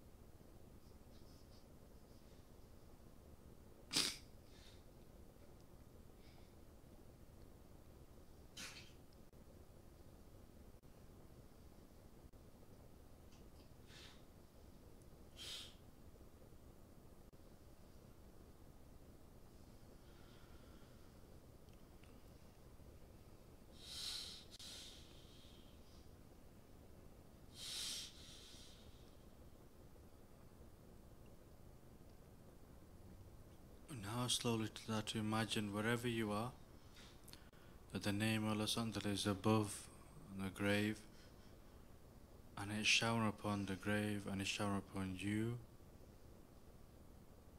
Slowly, slowly, like that is showered upon them, and with permission and ijazat from the mashayikh and from the individuals, slowly give salam and start to come back. Start to come back to affairs with our master. Or slowly start come back to affairs to our master Sayyidina Abdul Aziz Dabbagh and Sayyidina Ahmad Dabbagh. Come back there and then slowly return back to yourself. And then once you've done that, bring your soul back to your body. Open your eyes slowly.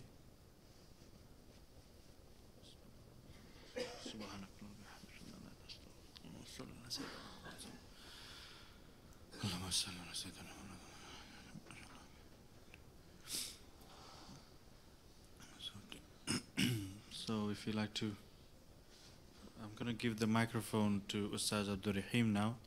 I believe he has something to relay now, so listen attentively. And if you can just slightly put the aircon on, maybe slightly, little bit. A bit hot now. So Ustad Abdul Rahim is going to mention something now, so everybody listen attentively, and then we'll get your feedback. Okay. Bismillahirrahmanirrahim. So really it's a reminder for everyone, and myself included, that really all of this that we are experiencing, and we are really, even if it's thought level or imagination or spiritual, it is really all by the fadl of Allah Azza wa Jal, and you can say the dua and the presence of the mashayikh like Sayyidina Abdul Aziz Dabbar Rahmullah, and our blessed teacher Sheikh Ahmad Dabbar. Now, even many people come here and there are different levels. Some are ulama, some are normal people, some knowledge they have, some have no knowledge as such on the path. But whoever comes here, by the fazl of Allah Azza wa Jal, even the opening of the, you can say, unveiling can also happen for them even before purification. So imagine, before being fully purified, a person is opened to the other realm, is open to the other realm. Even Sayyidina Abdul Qadir Jilani Rahmullah mentions in their books that in order to achieve this and the meeting of the Prophet Sallallahu Alaihi Wasallam, person has to go through at least 2 years of purification.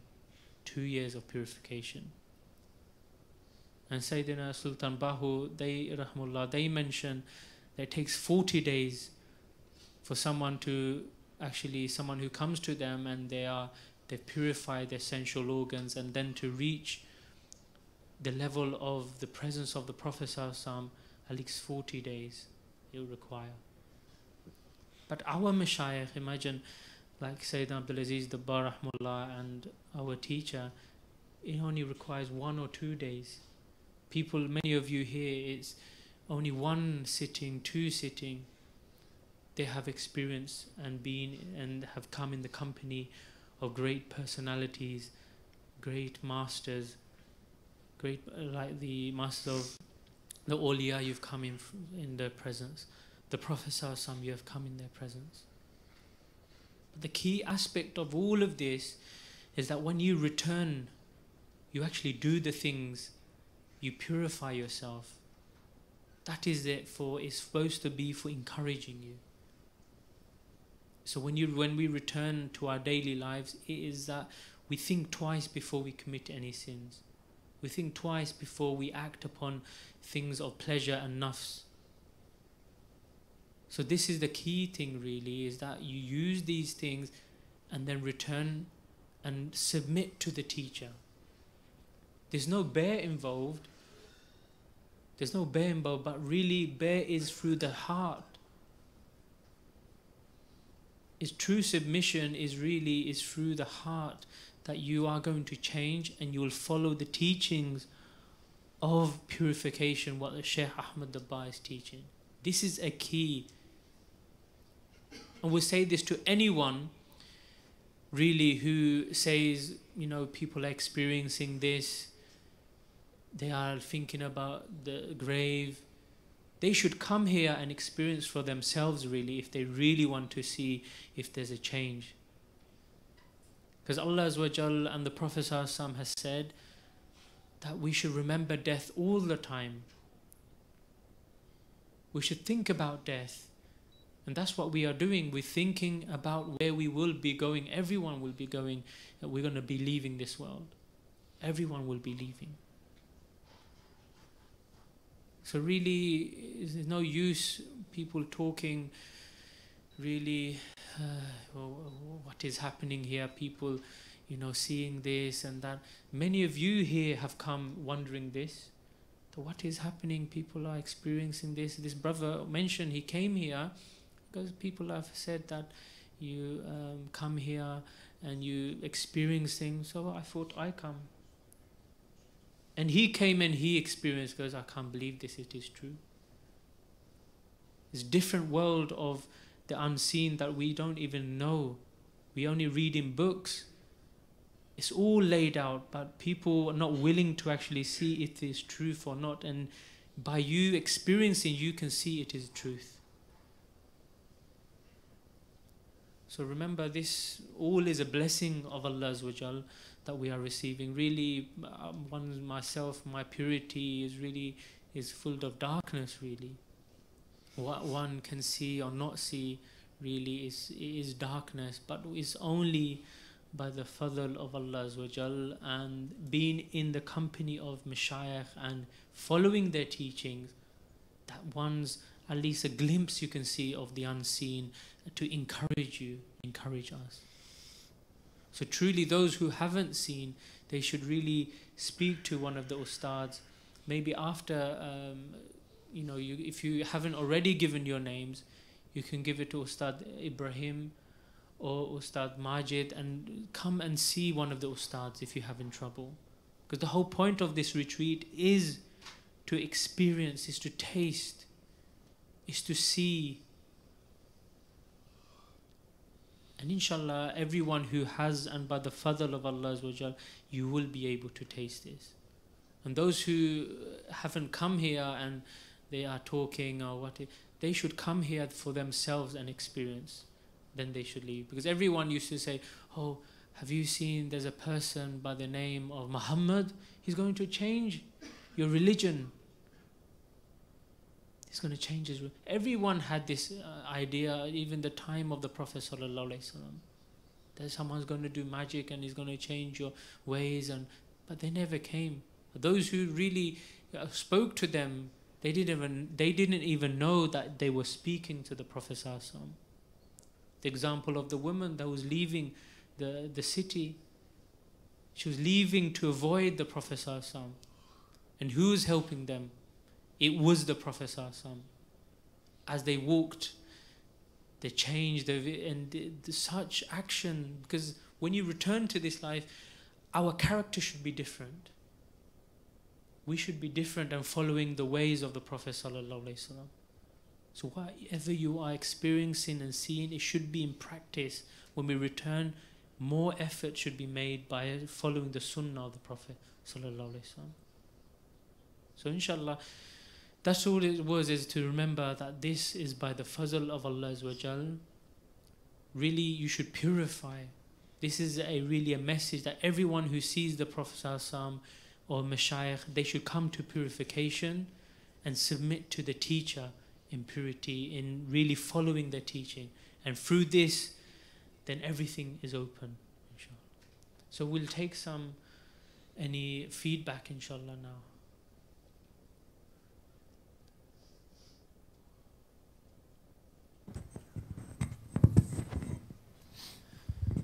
Assalamu alaikum wa rahmatullah.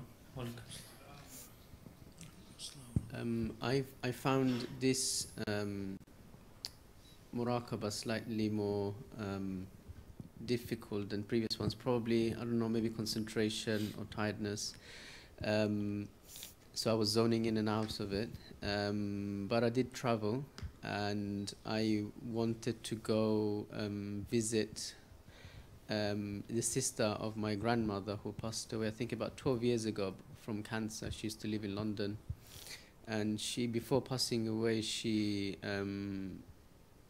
gave me and my brother advice about studying the deen and learning about the deen. So I wanted to go visit her, and I saw her in it was like a room. There was a window behind her from which there was light coming, and she was sitting and reading a mushaf.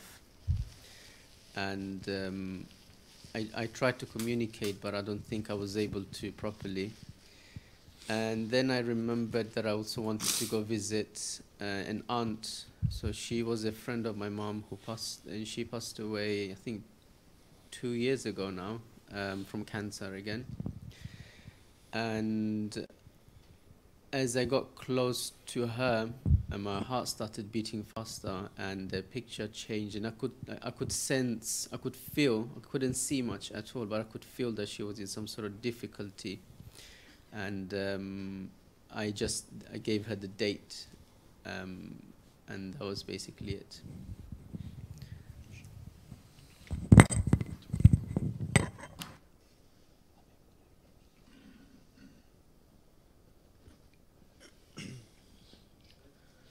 So inshallah, in these, mashallah, visitation, you should always try and keep the teacher in mind, because it's like a tour guide. It's like someone is taking you somewhere.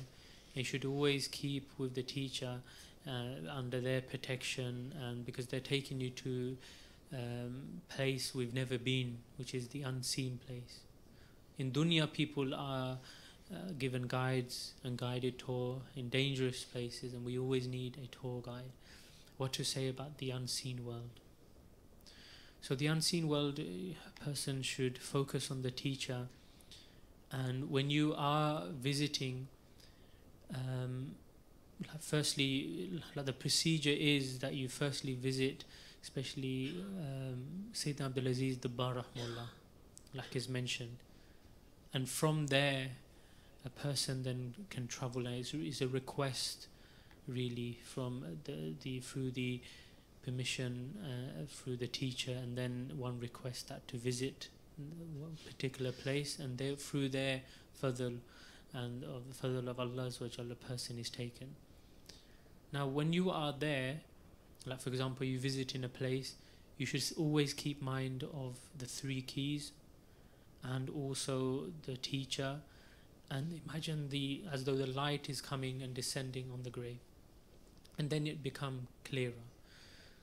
Because there is quite long sessions, I think because you were tired, it was going in and out of the vision as such. Did they say anything or give any advice, or did you hear any advice given? Okay, right. Just visual. Right. Can you see any of the mashayikh or anything?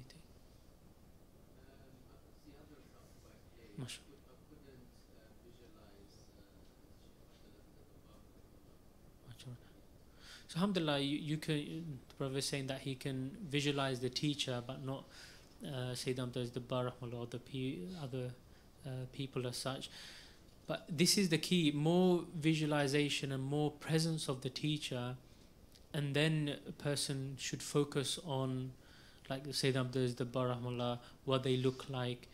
Like I said, start from the feet and above, whoever you meet, and then give your salam to them.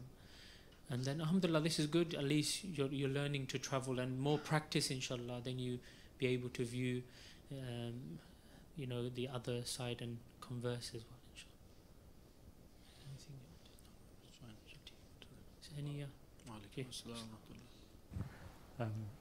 inshallah. During the Lataif, I felt very lightheaded and very dizzy. I don't know if that was due to maybe, so I just come down here to relax.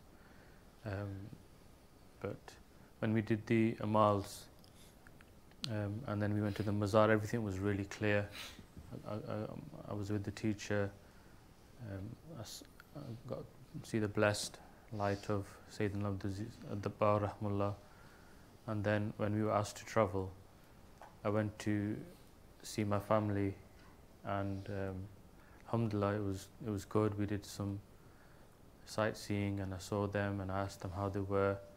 I met my son, and then it was mentioned that make sure you're reminded of your teacher, so I brought that back into focus, and then I took ijaza, and then I wanted to go to my cousin's grave, but instead of going there I ended up at a female relative, elderly, who passed away a few months ago. I ended up in their grave, and just to see how they were, and I saw 2 people or angels who, astaghfirullah, but they were not in a good state.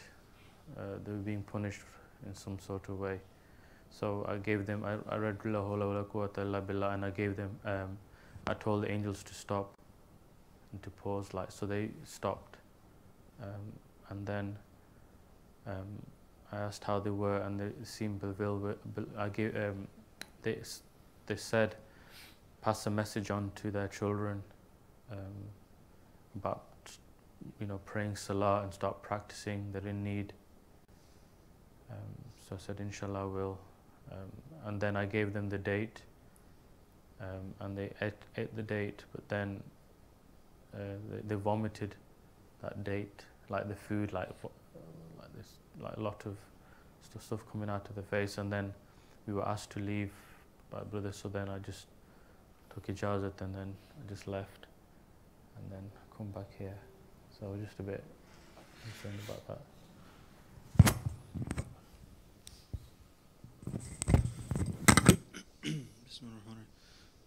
That's the thing, is that when we pass away, we then appreciate the value like if you could ask the dead, if you like you're hearing most people say that this is what they'll say. They'll say is pray, worship, be obedient.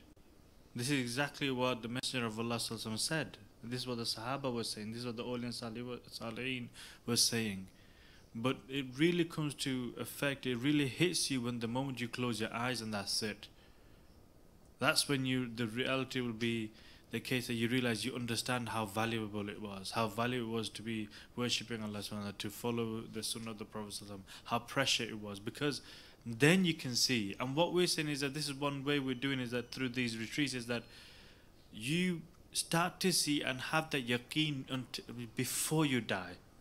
So that then, as soon as the yaqeen comes before that, then you can practice it with full devotion, enthusiasm, and strength, and resolve that this is what's going to happen, I must do this, rather than being told or seeing before it's too late. So most of us will probably be getting messages like this where, my son, that my daughter, is that listen, is that we realize, know that the deen of Allah is truth, the Rasulullah is truth, and this, it's gonna, what else is gonna be, they're gonna be saying really, it is the case. But where the lacking in us there, this type of love and compassion that they're actually having upon us, they're saying is, tell him to pray, because we're not understanding the significance of it. We're not understanding the significance of actually worshipping Allah subhanahu wa ta'ala. We're not understanding the significance of following the Sunnah of the Prophet sallallahu alaihi wasallam. The moment you close your eyes, that's when you'll understand. But we should try to come to understand before that. As regards to the date. Yeah, as you can see, a parent's love for their children cannot be expressed. How much they love their children, they wish they can also follow and worship. And even in their grave, you can see that the parents are wishing that my child also follows the right way. And even the parents is giving message to their own children, from there. Like the Prophet ﷺ is giving us a message. He is also, like I said, the father of the ummah. So really our job is, imagine all these people out there who are not praying or who are not following the deen. This is not a burden upon just the children or the parents, but it should be a burden on all of us to try and take this message forward to all the people, bring them towards purification, bring them towards, at least towards a love of the Prophet ﷺ and love for the way he lived his life for Allah Azza wa Jal. So really, if a person has opportunity, they should mention, not in what the state the parents are in, but really encourage their children to start, learning more about deen, bringing them to some of the majalises which the teacher does, showing them the path towards success and helping them. And really, inshallah, through the dua of the children, then the parents will also benefit. Inshallah, this is the key. Look, many of our parents are not here as well.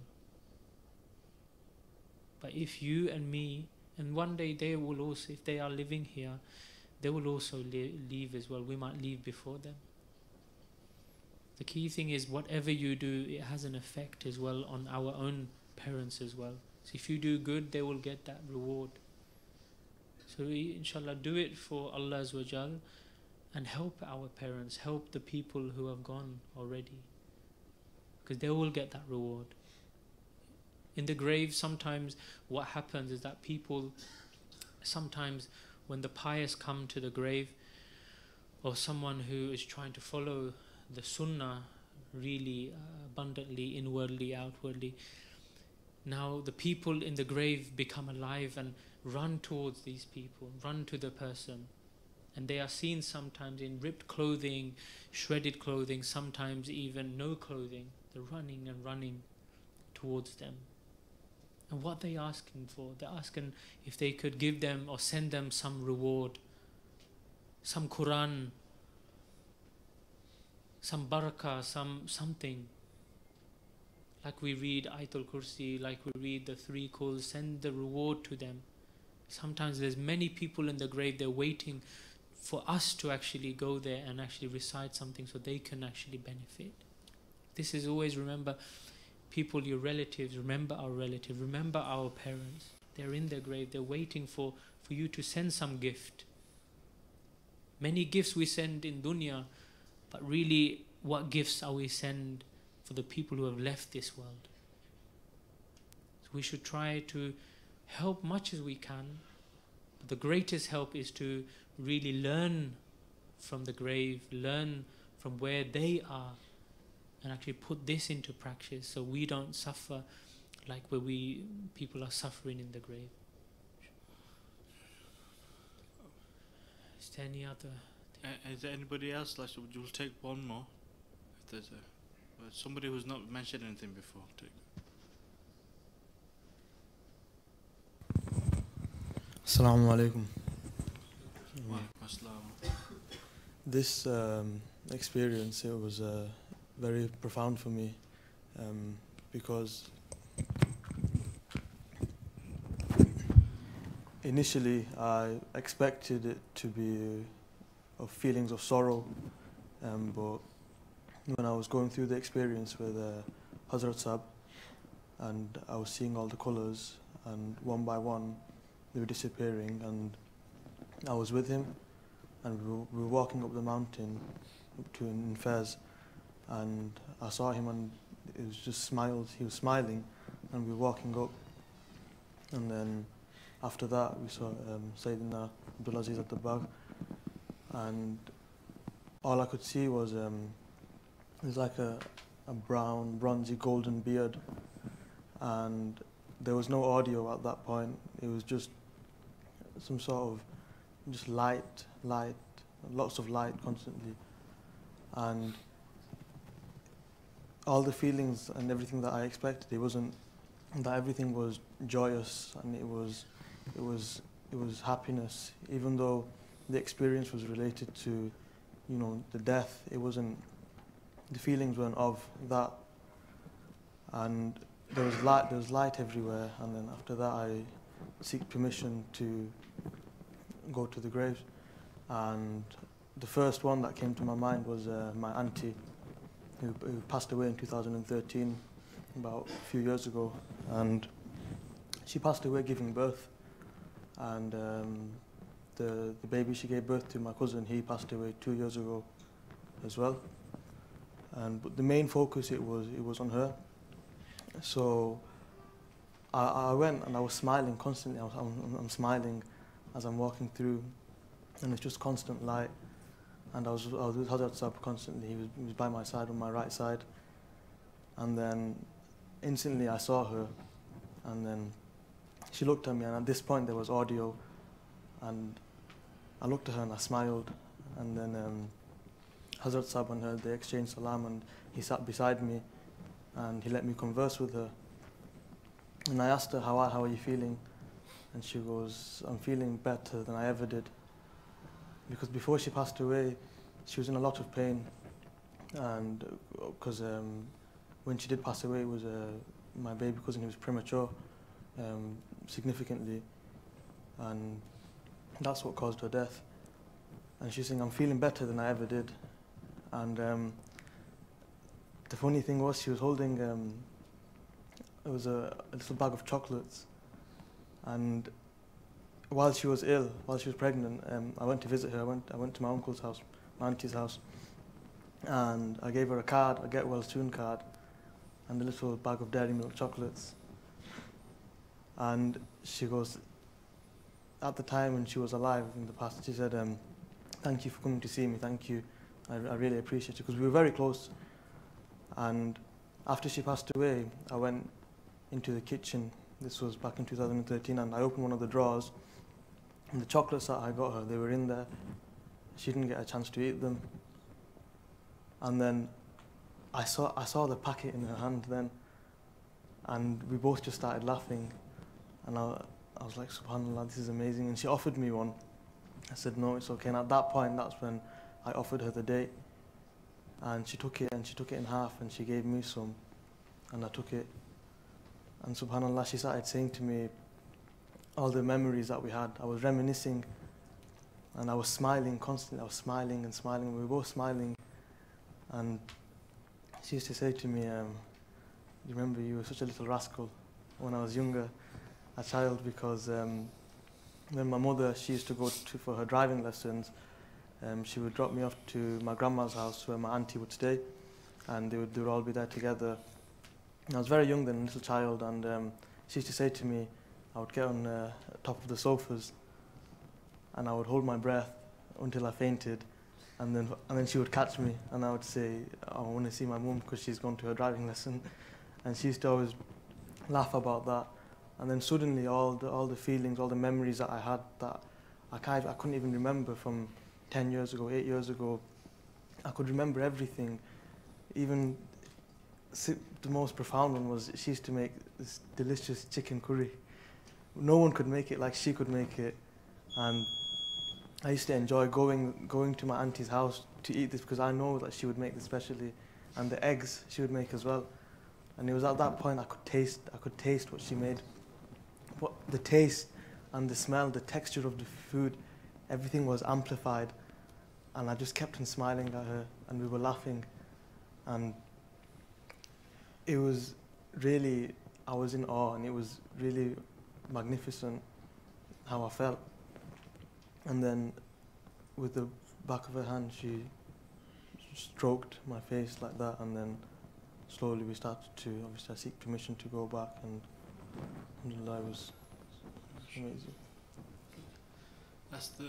You should do thank Allah subhanahu wa ta'ala that such wonderful masters that we have, Shaykh Ahmad Abbar, that through the affairs of Sayyidina Abdul Jabbar rahimahullah, that Allah subhanahu wa ta'ala has opened and given us these sorts of opportunities, that we're able to have these blessings, and really we can't thank Allah subhanahu wa ta'ala enough for this, just by mere fact of giving us the methodology, how to actually do this. And many people can go all over the world and they can do all this. Within this one day we just didn't look how you already get interaction. I was flabbergasted today when I heard so many people had the ziyarat of the Prophet sallallahu alaihi wasallam. So many people are actually now interacting like this, and if it means that it just shows that really is that the teaching, the methodology is correct, but when you become sincere and right, when those two, the sincerity and the teaching goes together, only Allah knows what you can achieve really. So Mubarak to yourself, and I'm sure there are many countless people that we can hear, but because of the shortage of time and because I have got eyes looking upon me saying that you've heard the bell, people would like to sleep, so we will actually draw it close here, and inshallah maybe you can relate maybe afterwards as well.